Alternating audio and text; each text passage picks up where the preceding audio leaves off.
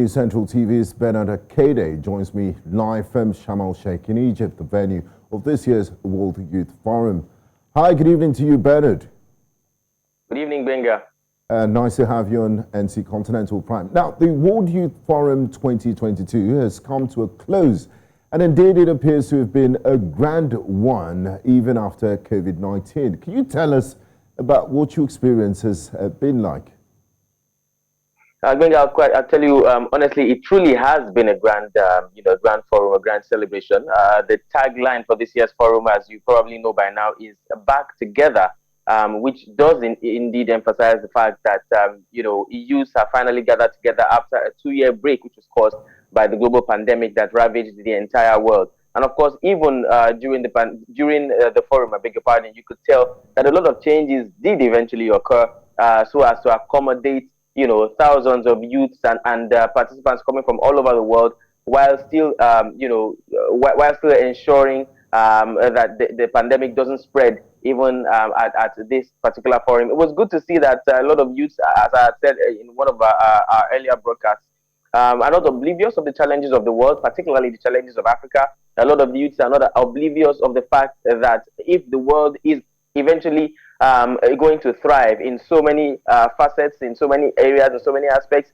the youth will have to definitely take charge, particularly when it comes to issues concerning politics, concerning global warming, and concerning living our lives in post-COVID era. It was good to see that world leaders, particularly the president of Egypt, talking about Abdel Fattah el-Sisi, actually considered putting the youth in charge in so many decision making and involving them in so many things that were done this year. And hopefully they will be able to take this to their various countries when they go back and influence certain decision makings. A lot of these youths are students who partook or participated in the forum, and combining what they learned in school, or what they are currently learning in school, with what they gathered from the forum, one would really expect that they have been bountifully fed with knowledge and with some level of experience, which they clearly would infuse into whatever they'll be doing in their various countries. But again, to answer your question, it clearly has been a very, very exciting and wonderful celebration. It clearly has been the chance for not just the youth and the participants, but others who actually worked during the forum, people like myself, to see that truly the youths do have a voice. The youth of this generation are not just noisemakers, and even if they are, like one of the Ghanaian representatives did say, it's time to use the energy behind that noise to generate something good. Okay. Now, during the World Youth Forum, there were quite a number of discussions and panels ranging from climate change to agriculture and technology. Which one of these conversations would you say stood out for you? Post-COVID, first of all, which really was hammered upon, that was more or less the first session that went on. There was post-COVID, and then it was climate change. If you remember, the world just got off the COP26 conference, which took place in Glasgow, Scotland. Coincidentally, COP27 will be taking place in Egypt, possibly still in Sharm El Sheik, possibly. So there were conversations bordering around that. But there also was the inclusion and participation of women, and not just in politics, but also in the workplace, looking at gender equality and gender equity. There was that. And then there was science and technology, like you rightly mentioned. Now, these 4 topics really largely, these are all-encompassing topics that covered almost everything that was discussed during the forum. Every other conversation somehow was attached to these 4, and they really caught my interest, because the world is a global village, like we all say and like we all know right now, and there is no way we can connect without science and technology. There's no way we can do science and technology without having stable economy. But also, very importantly, the president Abdel Fattah el-Sisi talked about press freedom.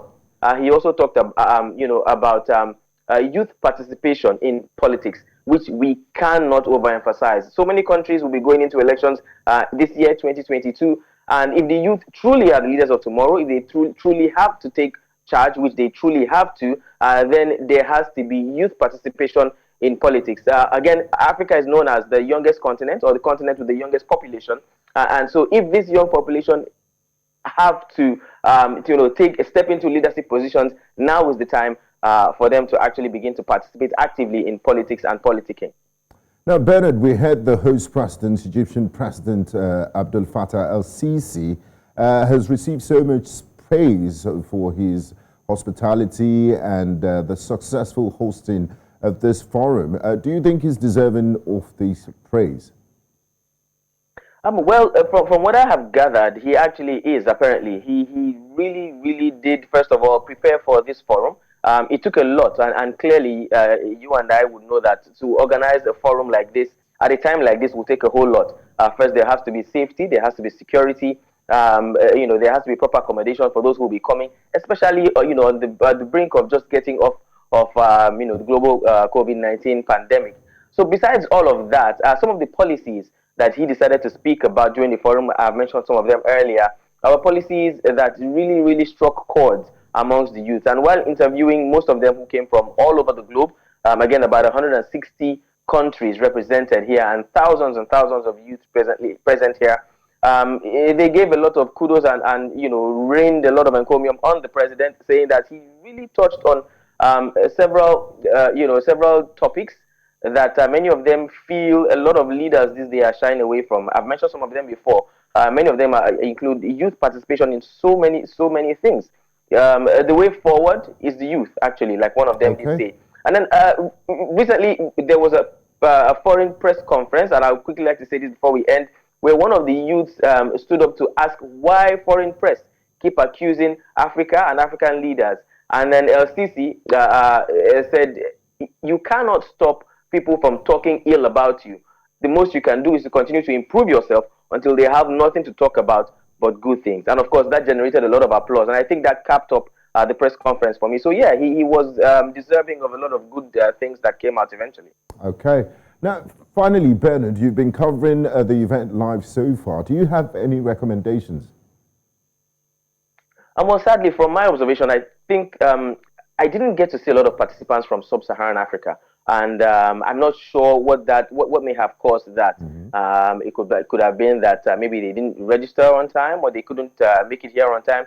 But I would love to see a lot of representation from sub-Saharan Africa, because most of the issues that were discussed largely hit this part of the world a lot. And it will be good for the youth who are from this region to take back a lot of lessons that would have been learned if they were here in multitude.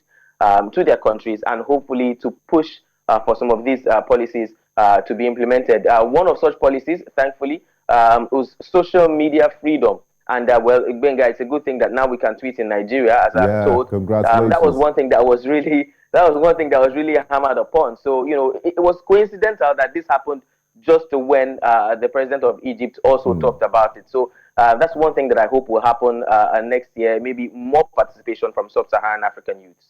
Thank you very much, Bernard. It's been a pleasure talking to you, and we're looking forward to having you back here at HQ. Give